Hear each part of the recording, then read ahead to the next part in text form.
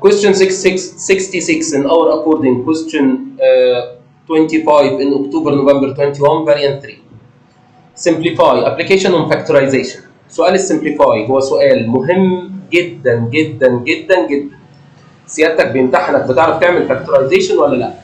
الفactorization 3x is a common factor. When 3x is a common factor, then x minus 6 divided by 3x for the first term, dividing by 3x in the second term, the answer will be x minus 6. In the denominator, we can see that there are 4 terms. 4 terms means this is a grouping factorization. We have to divide it into 2 groups. The first group, we can say that a is a common factor, x minus 6, plus 2c is a common factor, x minus 6. Then we can take x minus 6 as a common factor again, x minus 6, and the remaining is a plus 2c.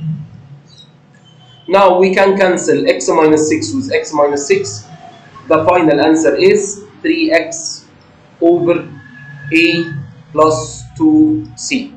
4 marks depend on your knowledge of factorization. Please study this well.